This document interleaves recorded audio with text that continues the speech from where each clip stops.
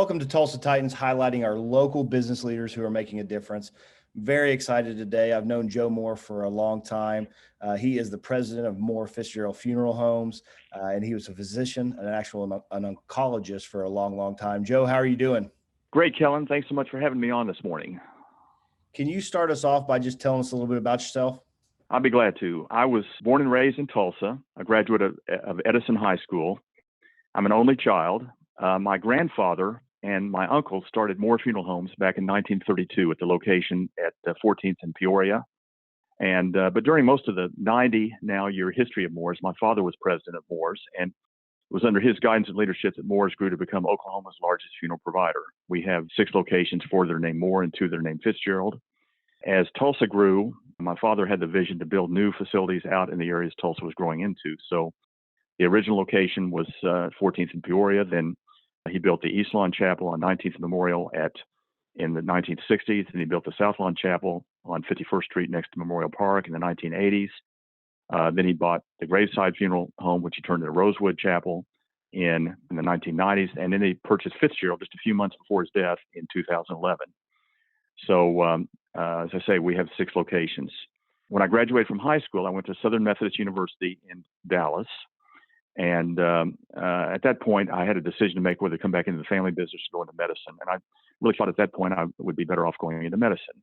I graduated from SMU, I went to OU Medical School, did my residency at the OU Tulsa Medical College, and then I went to St. Louis to do a fellowship in hematology oncology, blood and cancer-related disorders at St. Louis University. And then I came back to northeastern Oklahoma, to Muskogee, where my group had a satellite clinic, and I became a full-time oncologist in Muskogee. I was there for about 5.5 years, and then at that point, my mother developed breast cancer, and so I wanted to be closer to home. So I moved back to Tulsa, continued in the practice, and I practiced in Tulsa for 22 years. And then, at that point, my father was entering his mid to upper 80s and even his early 90s, and it was obvious he wasn't going to sell the family business, Moore Funeral Homes. And so at that point, I sort of expressed an interest in the business. I opened an office at one of the locations, and my dad said that was the best day of his life when I expressed an interest in Moore's because he didn't want to sell it. It had been in his family since he was 12 years old, so he was glad to see it carry on as a family business. So I continued to practice medicine and be the owner and CEO and president of Moore Funeral Homes for 2 years. And then I just decided to devote more time to the family business in 2013, retired from medicine. So I've been doing that for 8 years. I had a tremendous medical career, and your mother was our office manager at Oklahoma Oncology for all that time and just did a tremendous job. She's one of the most capable people I've ever met and faced tremendous challenges in our practice through those years. As you know, our practice eventually sold to St. Francis Hospital to become St. Francis Oncology. She's remained office manager and has just done a tremendous job. Kay is just one of the most capable people I've ever met. So that's pretty much brings me up to where I am now. That's a wealth of experience. So in that transition, I've got to ask, what's changed? You and I were talking about the grandkids. So in this season of life, still taking on a lot, running 6 locations and a staff, what are you deciding to consume more of? And then what have you really pushed out of your life? What are you giving less attention to? Well, one thing I'm able to do more now is volunteering. I'm president of the board of directors of a place called Clare House. Clare House is a home where people with terminal illnesses and short life expectancies can go to stay.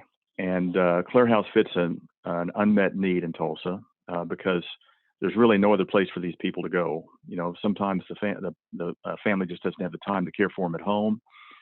And so at Clare House, they can be in a loving home. They can receive the care they need there. And there's also a similar place called Porticelli House in Tulsa. So I've been on the board of directors of Clare House for the last 3.5 years, and I'm president of the board this year, which does take up a lot of time. I volunteer for a few other things as well. Something else that I have been able to do more of, oddly enough, is I've been able to play more golf the last year or two. And golf is a hobby that I have, and I won't say I'm very good, but I do enjoy getting out there with my friends and playing. And so I've had more time for that the last few years. With one reason for that is we haven't had an opportunity to travel.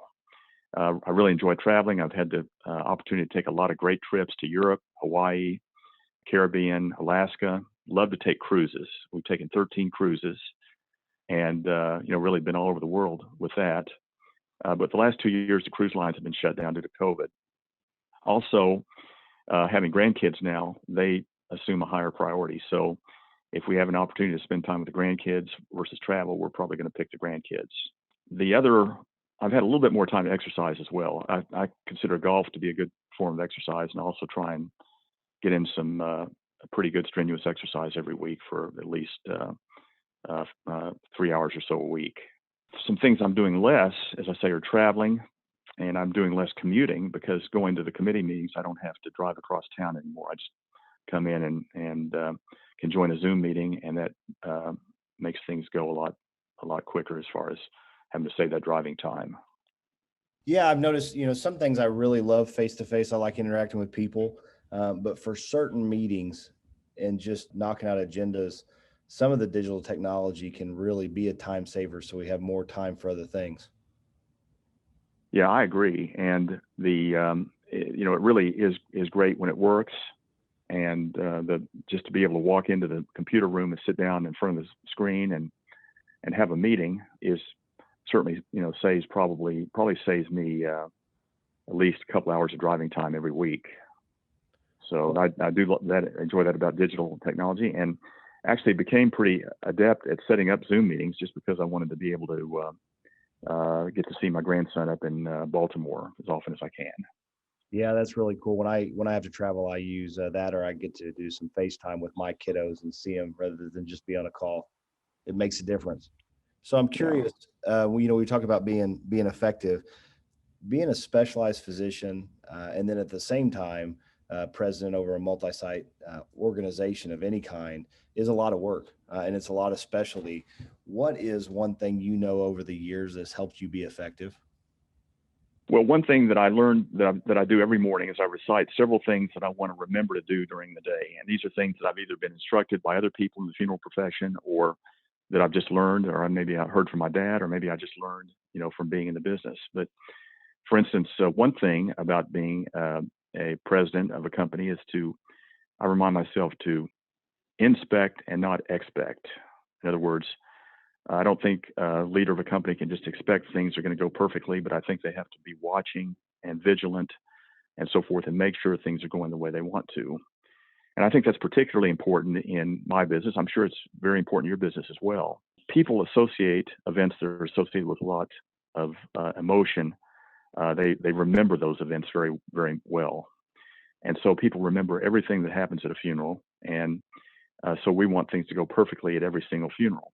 And so, I like to attend as many funerals as I can. Obviously, people that I know, or if I know something that, different or unusual is going to happen at a funeral.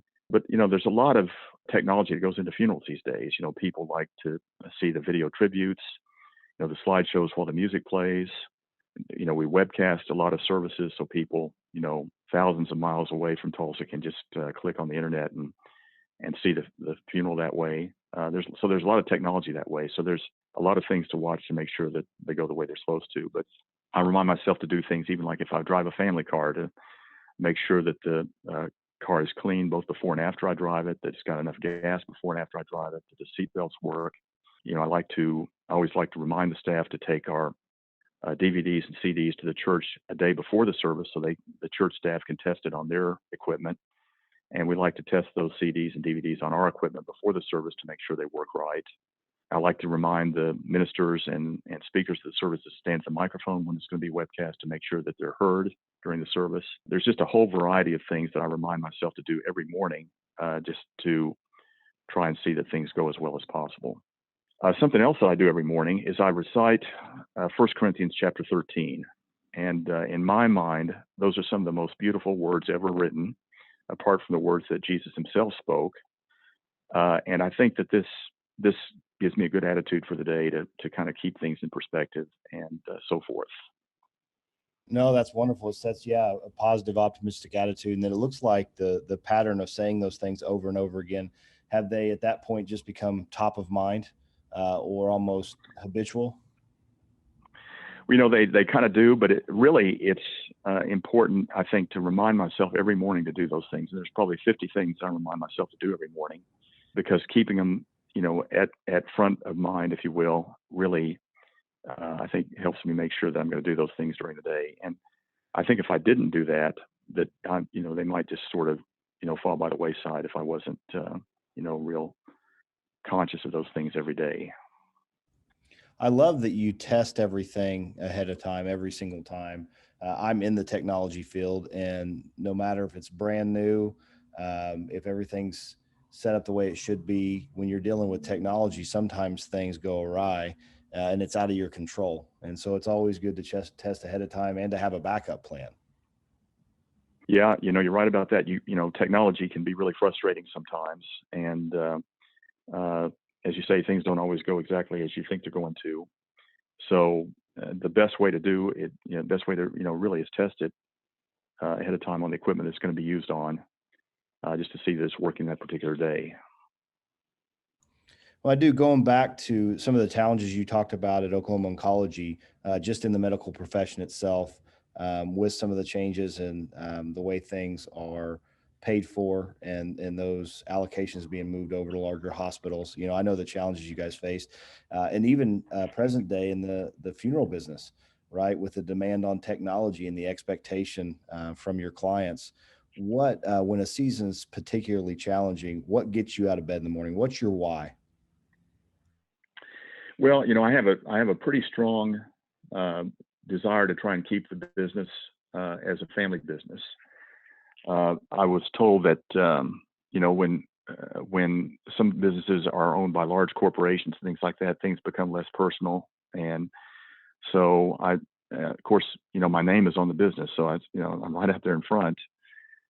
So for that reason, I have a strong desire to make sure things go as well as they can. I've got a tremendous staff, and it could be said the business kind of runs itself, because they take care of the day-to-day operations of things. I don't direct funerals, or I don't meet with families to do arrangement conferences and do that sort of thing. I really don't have a degree to do those types of things. I don't, but I have 17 directors that have great experience doing that, do a good job. So as I say, I don't micromanage what they do day to day. They just take care of the business, and I just kind of oversee things. And I deal with vendors, and I'm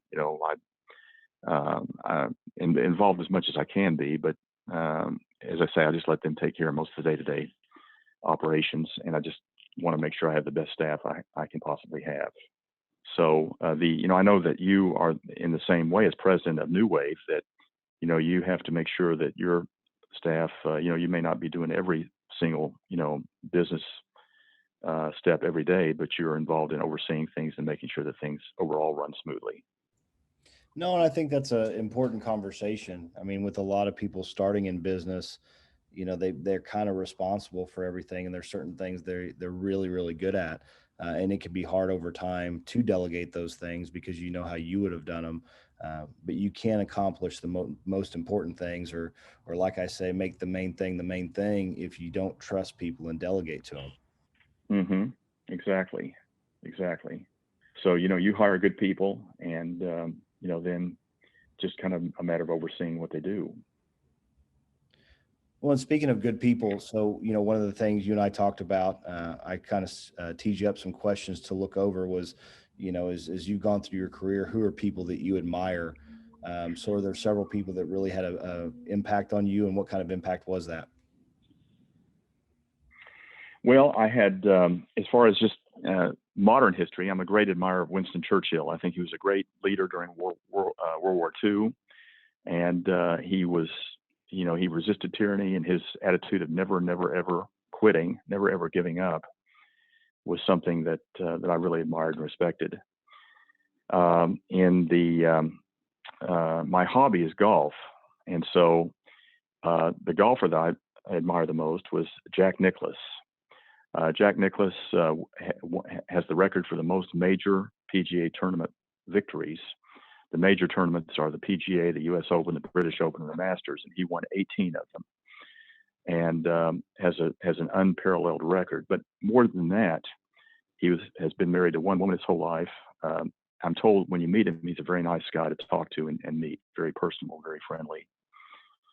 And the same was true of another golfer named Arnold Palmer back from the 60s and 70s. Also a great champion. He won 8 major championships, and he also, I'm told, was a great man to visit with, and very friendly and so forth. And another one was Gary Player from the same era. In medicine, I've got a number of people that I really am an admirer of Dr. Fauci.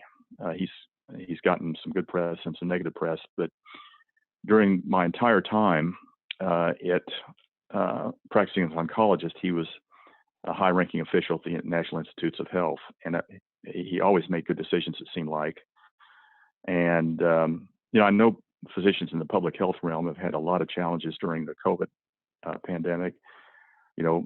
Some people just don't believe in masks at all. Some people don't believe in vaccinations. They don't trust the whole process. But I will tell you that during my career in medicine, that Dr. Fauci was somebody that was a great leader in the field during the time I was there. So he's another man I have a lot of respect for. I could probably name you a dozen or so doctors that I've had a lot of respect for, but that would probably take too much time. So, so those are some people that I really admire. No, that's a wonderful list and a comprehensive list. So how do you take the things that you learned and particularly the habits, inspecting what you expect, being prepared, not reactive to certain scenarios, and how do you distill those throughout your organizations? Well, I think the best way is to lead by example. It's good for the staff to know that I'm engaged and that I am involved. I think that's reassuring for them, and for them to see that I'm willing to work, just as hard as they do. So I think leading by example is the most important thing. But I do like to give positive reinforcement whenever I can. Whenever I hear a good comment about one of our directors, I like to go back to them and tell them about it. When I feel like they've made a mistake, I have to let them know about that too. I mean, the only way we're going to improve is to, change if we've done something wrong. But when I do that, I do try and be, supportive. I try to look at it from both sides, and I like to, be as gentle as I can. But I do need to get that message across if something hasn't gone the way it's supposed to. That's the only way we're going to get better. But I do like the idea of giving more positive reinforcement than criticism. But again, it has to go both ways. No, I agree, and I'm assuming you expect that from your directors as well, that they would have those hard conversations with their people. That's right, and the managers are. I mean, again, I don't have to micromanage the business because I have, between all the directors, I have well over 150 years of experience, in the funeral industry among my managers. So they know how to do it. They know what, and if some member of their staff doesn't do things right, they will let them know, and they'll let me know, and we'll just deal with the situation as best we can. And the staff takes it well. They I think quickly recognize if they've done something wrong, and they're very willing to try and improve. Well, and Joe, one more question. I know that I love to read, and I love when people are well read and they have suggestions that I haven't heard from. And I know you'll be one of those people. And for our viewers, I know they love to read. What are a couple books that have really impacted you or taken you to a much deeper place as far as in your faith or in the way that you think that you'd like to share with everybody? Well, Kellen, really the only book I read is the Bible. And I don't read novels, don't read history, nonfiction. But I just feel like that's the kind of the blueprint for the way to live my life, especially the New Testament. So that's the only book that I read. I do go to a lot of movies. I don't know if that's so. My wife and I enjoy going to a lot of movies, and we occasionally are able to have date nights that way. But that's just something we share and enjoy. As do Tara and I. Yeah, I agree. And I spend a lot of time in the Word, and you can read the same thing for anybody that hasn't opened a Bible and needs to kind of dip their toe in. Man, it's alive and active. You're going to get something different every single time you read the same passage. God will speak to you in different ways. It really does. And at different times in your life, there's different things that come out that seem to have more meaning to you and things like that. And, but I just can't, read anything or find anything that really seems to guide me better than that, or that I can find more, positive things in to read. So, Well, over time, you stay very, very busy. Do you have a routine to when you read and study? yeah, I mostly read the Bible at night. Sometimes when I can't sleep at night, I'll go, read the Bible for a while. And I've read it through several times, but really now mostly I just read the New Testament repeatedly, and just get through it and then go start over again. And as I say, there's something I learn from it, every time I go through it.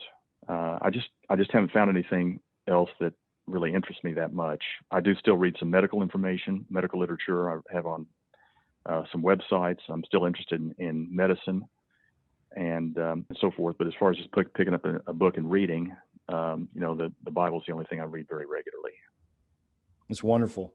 So, Joe, if somebody has a question for you, like I said, you got a wealth of knowledge in both the medical field and now over the funeral industry.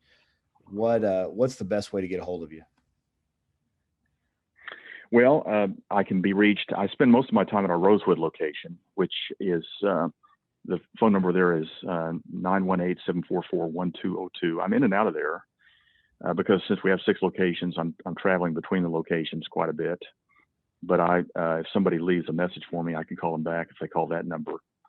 But anyway, all the staff knows how to find me. They can call any of our locations, and the staff will get a message to me very quickly if I'm needed for anything. Well, perfect. Everyone, thanks. This is Kellen Cowan, partner here at Newave Solutions. Joe, thanks for giving today. Well, Kellen, thanks so much for having me on. It's been a real pleasure.